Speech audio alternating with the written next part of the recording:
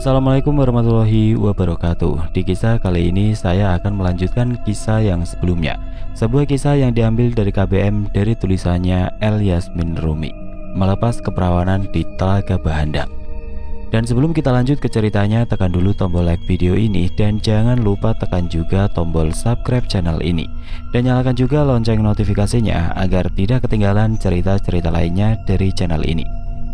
Dan seperti apa untuk lanjutan dari kisah ini? Langsung saja kita masuk ke ceritanya.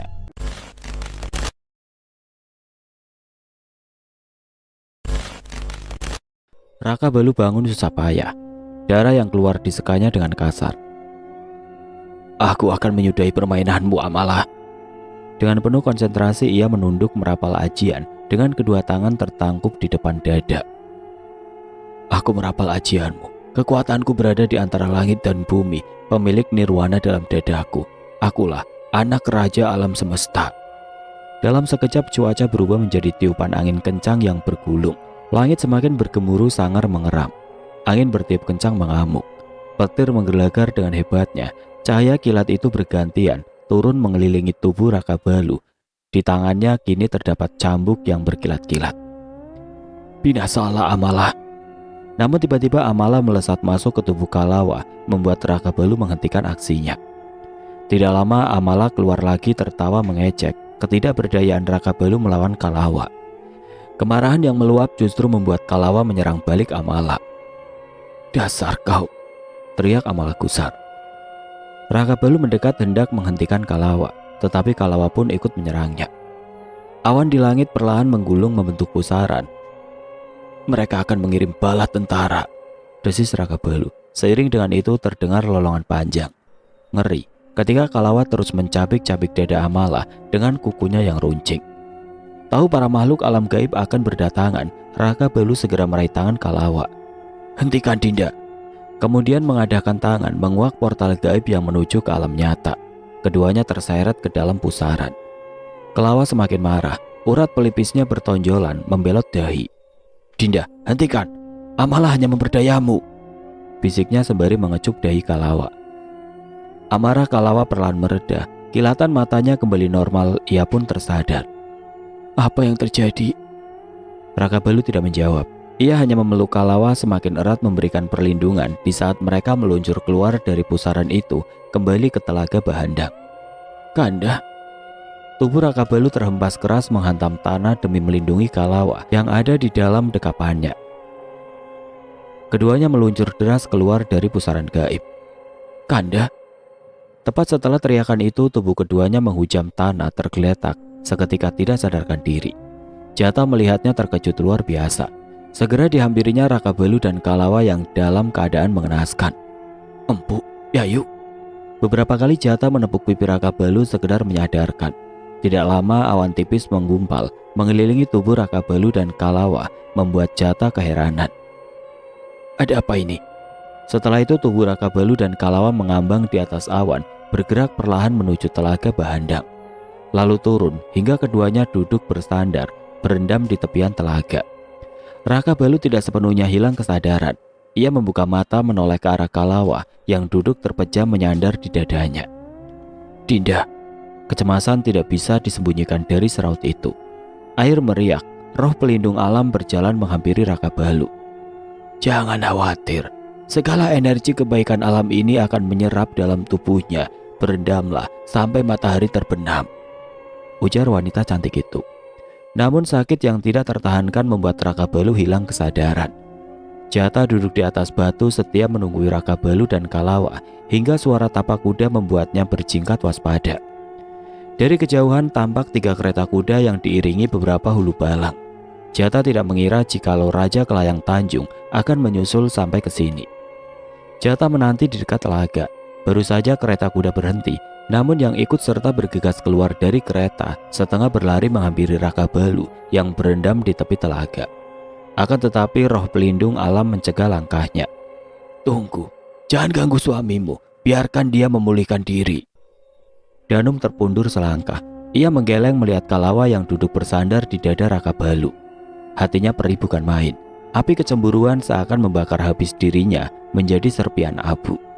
Raja Kelayang Tanjung mendekati roh pelindung alam dan bertanya, "Bagaimana keadaan anak dan menantuku?" Roh pelindung alam tidak menjawab. Ia hanya menunjuk ke arah telaga dengan seraut menjanjikan kebaikan.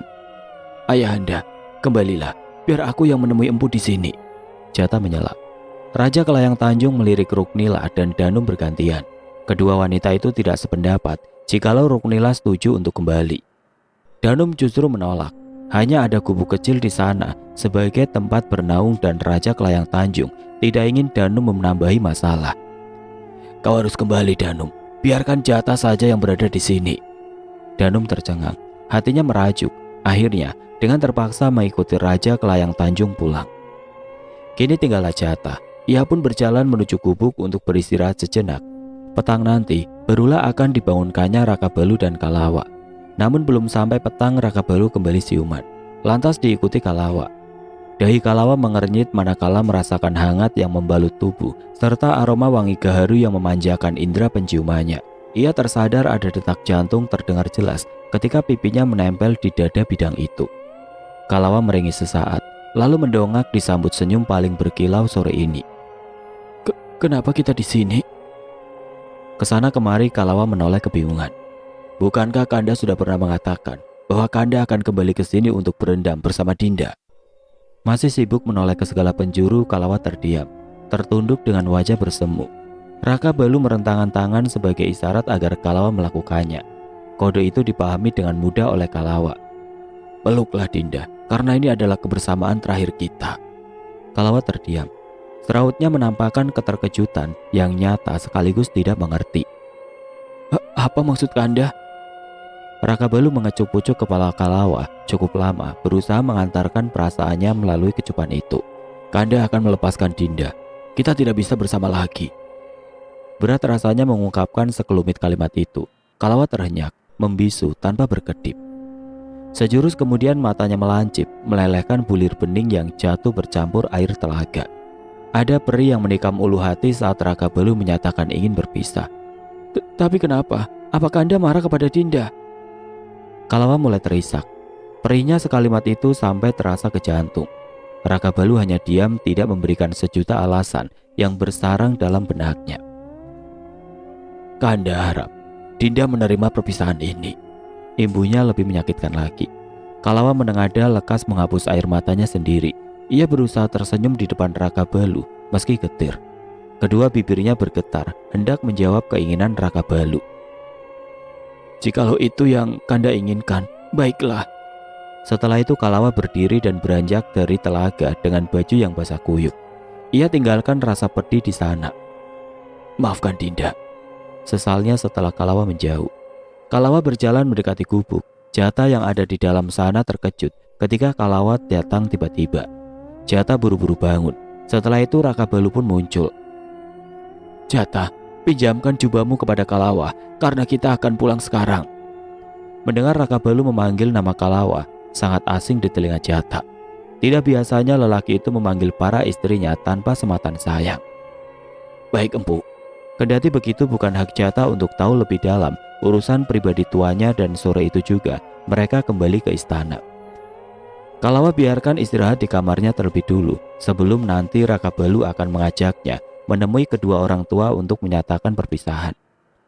Menyedihkan bagi Kalawa lantaran merasa Raka Balu begitu tidak berperasaan melakukan ini terhadapnya, bahkan tanpa peduli bahwa dirinya sedang mengandung. Kamar itu tampak suram sekali, tidak seperti biasanya. Kalawa duduk bersandar di ranjang bersama Cindai yang memijat kakinya. "Cindai, tidak lama lagi kamar ini bukan lagi kamarku," ujarnya lirih sembari mengedarkan pandangan ke seluruh arah. "Maksud Yayu apa?" Kalawa menggeleng disertai senyum samar. Baru saja mengatakan hal rancu itu, tiba-tiba datang orang yang membuat hatinya bersedih. Kalawa disuguhi tatapan sendu suaminya itu. Cindai undur diri di saat Raka Balu duduk di samping Kalawa. "Bagaimana keadaan Dinda?" Ia membelai rambut lembut Kalawa yang tergerai seolah tidak ada persakitan apapun yang menerpa. "Dinda baik-baik saja. Sakit memang, tapi Kalawa berusaha tenang mengendalikan diri. Untuk itu Raka Balu akan membawa Kalawa menghadap orang tuanya, mengatakan hal yang mengejutkan. Kalawa bersedia saja, menolak pun sudah tidak bisa. Saat itu Raja Kelayang Tanjung sedang duduk bersama Ruknila di sebuah gazebo yang ada di dekat Balai Urung. Kedatangan keduanya menyunggingkan senyum Raja Kelayang Tanjung dan istrinya. "Raka Balu, ada apa kemari? Apa istrimu sudah baik?" Kedatangan mereka disambut oleh pertanyaan cemas itu. Kendati menjawab, Raka Balu mengajak Kalawa duduk di sana bergabung dengan kedua orang tuanya. "Ayah, Ibu, aku ingin mengatakan sesuatu." Raja Kelayang Tanjung dan istrinya menoleh saling melempar pandangan. Sungguh tidak biasanya Raka Balu seperti ini. "Katakan, wahai anakku." Sesaat Raka Balu diam, nafasnya terhelai panjang, sedangkan Kalawa duduk tertunduk dengan mata yang sudah mengembun. "Aku akan melepaskan Kalawa, kami akan berpisah." Raja Kelayang Tanjung dan Ruknila terkejut. Semula kedatangan anak mereka hanya untuk berbincang bersama. Raja Kelayang Tanjung tidak serta-merta percaya sampai beberapa kali kembali menanyai Raka Balu, sementara Kalawa hanya diam saja ketika ditanyai. "Benar ayah, aku akan melepaskan Kalawa." "Bukankah kau tidak berperasaan, Raka Balu? Kalawa sedang mengandung, Kalawa butuh dirimu." Sedikit kemarahan Raja Kelayang Tanjung meledak gara-gara niat tidak masuk akal anaknya. Namun Raka Balu tetap pada pendiriannya untuk tetap berpisah. "Ayahanda, ibunda, dan kanda, aku permisi." Kalawa sudah tidak tahan berada di antara perdebatan itu. Ia pergi dengan air mata berderai dan Raka Balu sama sekali tidak mencegah kepergiannya. Dari seluruh ucapan Raka Balu, Kalawa bisa menyimpulkan bagaimana Raka Balu ingin dirinya segera berpisah. Oleh sebab itu, Kalawa langsung mengemasi pakaian bergegas meninggalkan harem selamanya. Kalawa yang pergi dengan membawa seluruh barangnya meninggalkan berita hangat di harem. Dayang-dayang Danum pun tidak luput menyampaikan kabar itu. "Benarkah?" Danum sampai refleks berdiri dari duduknya mendengar kabar panas itu. "Apa kau tidak salah informasi?" tanyanya lagi memastikan. Dayang itu mengangguk mantap kalau yang didengarnya bukanlah omong kosong belaka.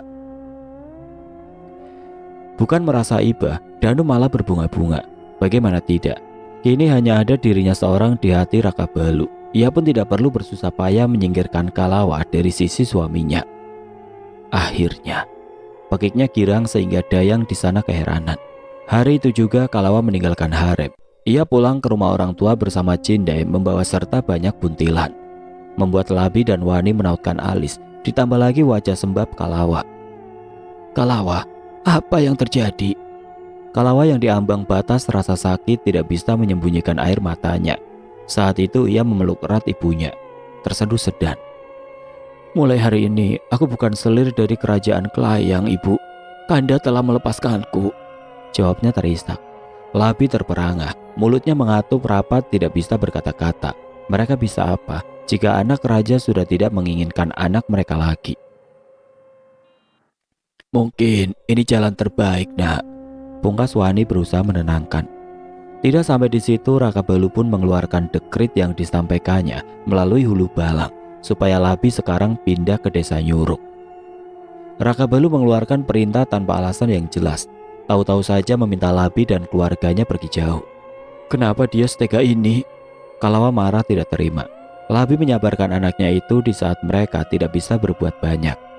Maka Labi menyewa beberapa kereta untuk membawa barang-barang yang diperlukan. Selebihnya akan dijual dengan harga murah. Kalawa menangis tatkala harus meninggalkan rumah masa kecilnya. Di sana banyak sekali tersimpan kenangan. Apa mau dikata, mereka hanya rakyat biasa yang terpaksa tunduk di bawah perintah. Orang-orang yang menanyakan kepindahan mereka hanya dijawab seadanya oleh Labi, tidak ingin menimbulkan asumsi yang tidak-tidak. Kini Kalawa pergi meninggalkan tempat itu dan segala kenangan yang ada di istana, termasuk masa indahnya bersama Raka Balu yang amat singkat.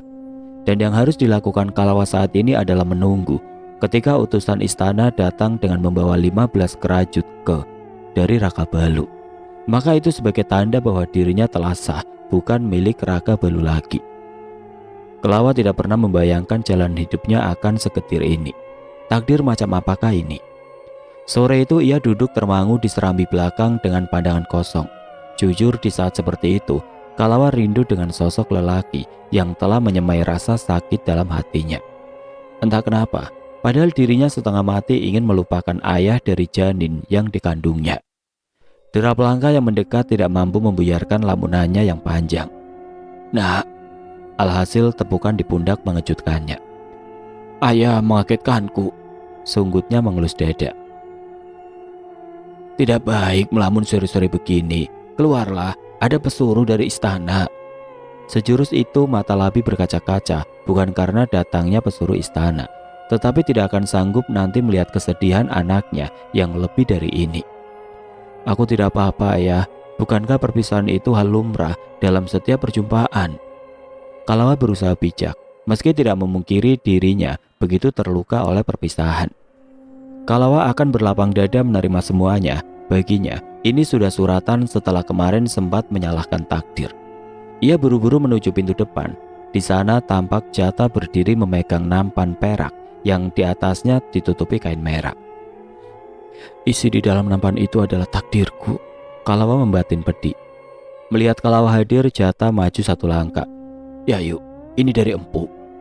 Sejatinya tidak perlu Jata memberitahu karena Kalawa sudah bisa menebaknya. Dengan berat hati dan senyum getir, Kalawa mengambil alih nampan di tangan Jata. Terima kasih Jata, sampaikan juga rasa terima kasihku kepada tuanmu. Kalimat itu bernada sindiran, tapi Jata tampak sedang menahan senyumnya. Empu meminta Yayu untuk membukanya sebelum dibawa masuk. Kalawa menghela seperti sengaja saja Jata ingin membuat air matanya keluar. Lagi dan lagi Kalawa menyibak kain itu dengan terpaksa dan tampaklah isi di atas nampan yang mengharuskan mata Kalawa membola. Ini bunga, celetuknya bingung. Bunga mawar yang khusus aku petik dari Telaga Bahandang untuk menghibur istriku yang sedang murung. Entah dari mana tiba-tiba Raka Balu muncul di depan pintu, membuat Kalawa terkejut bukan kepalang. Kanda? Bukankah apa? Tidak perlu menunggu detik selanjutnya, Raka Balu menarik pinggang Kalawa memeluknya erat. Kalawa dibuat bingung oleh tingkah lelaki itu. Mana bisa aku melepaskan istriku yang sedang mengandung ini? Mana mungkin aku membiarkan kebahagiaannya direnggut oleh permaisuri? Ketahuilah Dinda, ini semua hanya tipu muslihat agar kita bebas berduaan tanpa gangguan, agar kita bebas bersama keluarga kecil kita nantinya. Kanda tidak akan sampai hati memberikan bayi yang Dinda kandung kepada Danum. Tidak ada yang perlu dikhawatirkan lagi. Anak kita akan terlahir sehat dan tangguh karena segala kebaikan alam telah menyerap kepadanya. Kalawa ternganga dengan mata berkedip-kedip, tidak percaya, sehingga Raka Balu tidak tahan untuk tidak mendaratkan kecupan sekilas di bibir yang sedikit terbuka itu. Jata harus menengguk ludah disuguhi kemesraan keduanya sampai jengah memalingkan wajah. Jadi, ini semua adalah kebohongan Kanda demi menyelamatkan Dinda dan anak kita tanpa harus berpisah. Benar, kalau begitu, satu kecupan lagi. Tidak. Kalawa sontak menjauhkan wajah sembari menunjuk ke arah Jata yang pura-pura tidak melihat. Bak orang bodoh, Jata terus memandangi pohon mangga yang sedang berbuah ranum. Padahal dirinya meruntuk dalam hati saat menyaksikan adegan mesra tuannya yang tidak tahu tempat. Sudah, jangan pedulikan Jata. Dia pun tidak lama lagi akan menikah. Aku telah menjodohkannya dengan salah satu dayang paling cantik di istana. Jata kontan menoleh. Apa? Ia sok terbata.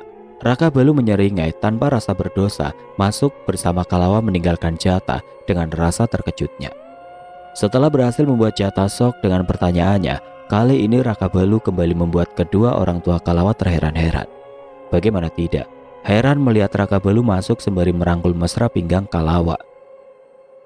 Ada apa empu? Bukankah empu sudah melepaskan Kalawa? Tanya Labi. Raka Balu terkekeh sesaat dan Kalawa pun tersenyum mengajak Raka Balu bergabung dengan kedua orang tuanya. Aku melepaskan Kalawa dari istana, tapi bukan berarti melepaskannya dari hidupku ayah. Dan satu lagi, jangan memanggilku seformal itu. Panggil saja dengan nama karena aku adalah menantu kalian. Bukan hanya Kalawa, lelaki setua Labi saja luluh dengan ucapan Raka Balu. Ia memang lelaki yang lihai mempermainkan perasaan orang lain. Lihatlah seberapa murung dan sedihnya Kalawa setelah mendapatkan kata perpisahan, dan kini wajahnya kembali cerah dengan senyum yang mereka indah. Hari itu Raka Balu menghabiskan waktu berbincang panjang lebar. Menjelang petang Raka Balu pamit pulang. Kanda akan pulang. Pertanyaan itu bernada kecewa. Ya, Kanda harus pulang lebih dulu dan Kanda akan kembali nanti.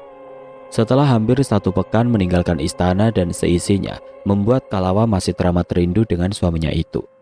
Waktu setengah hari tidaklah cukup melepas rindu. Kendati menolak, Kalawa hanya bisa menurut saja menurunkan ego. Ia harus ingat bahwasanya banyak yang membutuhkan Raka Balu di istana, termasuk Danu. Jaga diri dan anak kita. Ingat, jangan bersedih. Kanda akan datang lagi beberapa hari ke depan. Ibunya berjanji. Kalawa mengangguk dan untuk pertama kali memberikan ciuman di pipi Raka Balu bergantian. Hanya seperti itu saja Raka Balu sudah berbunga-bunga. Terima kasih kecupannya. Raka Balu berbisik tidak luput membalas ciuman Kalawa di kedua pipinya. Ia pun pamit pulang kepada kedua mertuanya.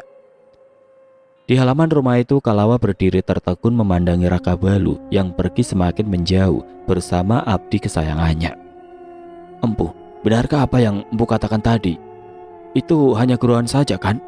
Tanya Jata cemas seraya menunggangi kudanya mengiringi Raka Balu. Apa kau kira aku akan bercanda? Apa kau tidak menerimanya, Jata? Jata menengguk ludah. Sejujurnya bukan tidak menerima niat baik Raka Balu yang hendak menjodohkannya, tapi takut waktunya banyak terbagi bila menikah. Sebab Jata sudah menekadkan diri akan selamanya mengabdi kepada Raka Balu. Balas budinya terhadap Raka Balu tidak akan terbalas dengan apapun. Raka Balu adalah orang yang membuatnya terbebas dari jerat budak para begundal kala itu dan dengan lantang menjadikannya hulu balang kepercayaan. Kau pun pantas merasakan indahnya mempunyai keluarga, Jata. Aku sudah mengatur perjodohanmu dengan anak Dayan pengurus harem. Perangai dan wajahnya cantik serta baik, kau tidak akan kecewa. Cetus Raka Balu seolah tahu apa yang dicemaskan oleh Jata. Baiklah Empu, jawabnya tergagap sekaligus tersipu. Sesampainya di gerbang istana, Raka Balu masih bergeming membuat Jata keheranan. Setiap masuk ke dalam bangunan megah itu, ada rasa yang mengoyak hati Raka Balu. Istana tidak lagi sama setelah kejadian naas yang menimpa Mahine dan Sanja. Dunia Raka Balu seakan terhenti saat ditinggalkan oleh Sanja dan Mahine selamanya dengan cara yang amat tragis. Masih segar dalam ingatan bagaimana teriakan ketakutan Sanja dan Mahine sebelum dilempar oleh Amalah dari jembatan. Hatinya meredam pilu bila teringat, seandainya bisa, Raka Balu ingin menghilangkan peristiwa yang menyakitkan itu dari pikiran. Meski kenyataan Mahine bukanlah darah dagingnya, tapi Raka Balu tetap menganggap Mahine anak kandungnya. Mahine, Sanja, desanya dengan mata berembun. Hari-hari Raka Balu berubah sepi semenjak celotehan kedua buah hatinya tiada lagi terdengar. Empu, ada apa? Raka Balu terkesiap, lalu menggeleng, kembali melajukan kudanya pelan.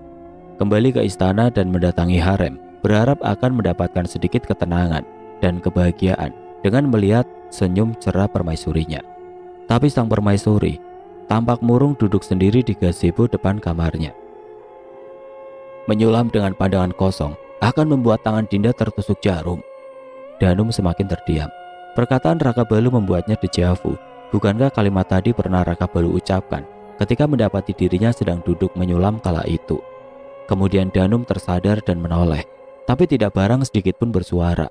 Wajahnya muram dan suram. Raka Balu duduk di samping Danum, meraih kepala istrinya meletakkan di pundak. Apa yang membuat Dinda sedih seperti ini? Kanda pasti tahu penyebabnya. Dinda rindu Sanja, rindu calon anak kedua kita. Jawabnya bergetar. Lantas melesak air matanya menyapu bulu mata dan lentik sampai ke pipi. Raka Balu paham setiap kesedihan yang menghampiri Danum, karena dirinya pun ikut merasakan bagaimana sakitnya kehilangan. Namun berlarut dalam kesedihan tiada guna. Jangan terlalu memikirkan itu, Dinda. Bukankah kita masih bisa mendapatkan anak lagi? Kapanpun dan berapa banyak pun yang tidak mau. Mendengarnya Danum pun menegakkan kepala. Alisnya bertaut penuh tanya. Maksud Kanda? Raka Balu tersenyum tidak biasa. Mari ke kamar sekarang, ajaknya tanpa basa-basi, sehingga tampak semburat merah di wajah Danum. Setelah sekian purnama, akhirnya Danum kembali merasakan hangatnya pelukan dalam penyatuan. Diratukan oleh Raka Balu dalam setiap sentuhan. Bagi Danum, tiada yang diinginkan selain mengerang eksotis dalam dekapan Raka Balu. Indahnya malam itu serupa purnama yang mencuat malu dari balik awan pekat. Setelah ini hari-hari berlalu sesuai dengan harapan. Namun demikian, ada segenggam hati yang juga sedang menanti detak hangatnya sebuah kerinduan. Kalawa duduk bertopang dagu di jendela kamar.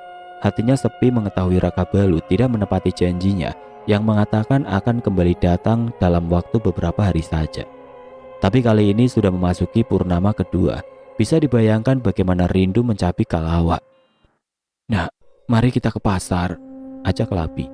Ia sengaja mengajak Kalawa berjualan sekedar mengalihkan perasaan gamang anaknya. Memang sudah beberapa minggu ini dilihatnya Kalawa banyak murung dan menyendiri. Kalawa memandangi ayahnya sejenak sebelum akhirnya setuju atas ajakan itu. "Kenapa murung setiap hari? Apa karena suamimu yang tidak kunjung datang?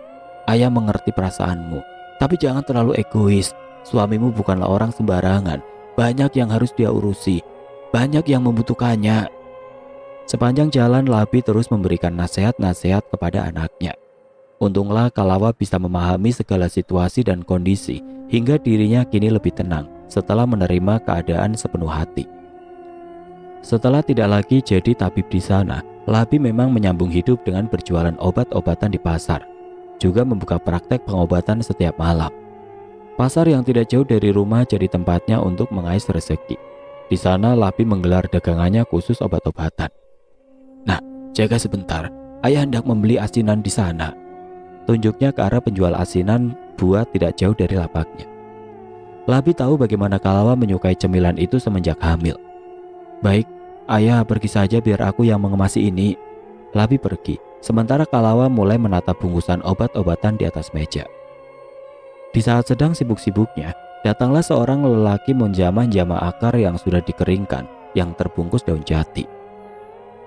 "Itu akar pule, Tuan. Bagus untuk mengontrol tekanan darah. Harganya 2 ke," ujar Kalawa tanpa menoleh, masih sibuk dengan barang dagangannya. "Bagaimana kalau aku membelinya dengan 100 ke, sekaligus dengan penjualnya?" Kalawa spontan menoleh tatkala suara khas itu sangat familiar. "Kanda?" Kalawa terkejut. Raka Balu tersenyum setelah sekian lama tidak melihat senyuman manis suaminya. "Kanda ingin mengajak Dinda pergi." Baru saja bertemu, Raka Balu sudah mengajak Kalawa pergi entah kemana. Belum sempat Kalawa menjawab, Raka Balu sontak meraih tangan Kalawa, kemudian membantunya naik ke punggung kuda. "Kanda, kita akan kemana?" tanya Kalawa panik. "Membawa istriku melihat pemandangan indah," sahutnya seraya ikut naik ke punggung kuda. Dipacunya kuda itu melewati Labi yang baru selesai membeli asinan. "Ayah, aku pinjam dulu anak ayah," teriak Raka Balu sembari berlalu. Labi menggeleng kepala melihatnya. Setelah itu kuda berjalan lamban. "Kita akan kemana, Kanda? Kenapa kuda ini berjalan lamban sekali?" Raka Balu tersenyum mengecup kepala Kalawa dari belakang. "Apa Kanda akan membawa Dinda berkuda seperti orang berburu? Kanda tidak bisa membayangkan bagaimana anak kita bergoncang hebat dalam perut Dinda." Kalawa pun baru sadar setelah mendengar jawaban itu. Kuda berjalan lugas sehingga sampai di tempat kesukaan mereka menghabiskan waktu, Telaga Bahandang. Kalawa pun baru sadar kenapa Raka Balu memintanya tinggal di desa Nyurup yang ternyata tidak jauh dari Telaga Bahandang. "Ini masih terlalu pagi untuk berendam, kan?" cetus Kalawa. Raka Balu terkekeh mendengarnya. "Tenang saja, ada yang menghangatkan Dinda jika kedinginan." Kalawa berdecak mengejek ucapan suaminya yang mulai melantur. Raka Balu turun lebih dulu, diikuti oleh Kalawa. Kabut yang mengambang di atas permukaan telaga jadi pemandangan paling indah. Kalawa memandang kagum atas ciptaan yang sangat epik itu. "Dinda ingin ke sana?" tanya Raka Balu. Kalawa pun mengangguk. Tiba-tiba saja Raka Balu berjongkok di depan Kalawa, membuat istrinya terlonjak kaget. "Apa yang Kanda lakukan?" Raka Balu melepas kedua alas kaki yang dipakai Kalawa sembari menyahut. "Biarkan embun menyapa telapak kaki Dinda, karena ini lebih baik daripada memakai alas kaki." Kalawa terharu, lalu menggandeng tangan Raka Balu yang juga melepas alas kakinya, melangkah bersama menuju Telaga Bahandang. Mereka duduk berdampingan di atas batu. Kalawa tidak segan meletakkan kepala di pundak lebar Raka Balu yang memang selalu jadi penyangga penatnya. "Kanda, bagaimana jika nanti Yayu Danum tahu tentang kebohongan Kanda? Pasti Yayu Danum akan kembali meminta anak kita," tanya Kalawa cemas. "Walaupun ketahuan, Danum tidak mungkin meminta anak kita karena dia pun sedang mengandung sekarang." Demi apapun Kalawa lega dan senang mendengarnya. Dengan begitu Danum tidak akan meminta anaknya Kalawa juga yakin Raka Balu pun tidak akan membiarkan itu terjadi. Setelah itu Kalawa kembali berujar, "Kanda, sejujurnya Dinda takut dengan sumpah Serapaya Yudanum tempo hari. Seandainya anak kita terlahir tidak sempurna, maka Dinda tetap akan bersyukur. Tapi bagaimana jika anak mendapatkan kemungkinan paling buruk?" Kalawa tidak sanggup meneruskan ucapannya, suara seolah tersekat di tenggorokan. Raka Balu semakin mengeratkan pelukannya, sementara satu tangannya lagi mengecup tangan Kalawa, begitu lembut, penuh perasaan. "Jangan cemas, apa Dinda lupa darah daging siapa yang tumbuh dalam rahim Dinda? Anak kita pasti kuat seperti Kanda. Lagi pula, segala kebaikan alam sudah menyerap dalam diri anak kita. Jadi tidak perlu lagi cemaskan itu. Mulai sekarang, persiapkan diri untuk melahirkan nanti. Dinda tahu, rasanya sakit terasa ingin mati." Mata Kalawa membelalak, sontak menegakkan kepala. "Benarkah? Dari mana Kanda tahu? Kanda kan lelaki." Seraut tegang tidak bisa terelakkan dari wajah Kalawa. "Apa Dinda lupa jika Kanda sudah 2 kali menemani istri yang melahirkan? Wanita sekuat Amala saja menjerit-jerit sepanjang hari," jawab Raka Balu dengan mimik amat serius.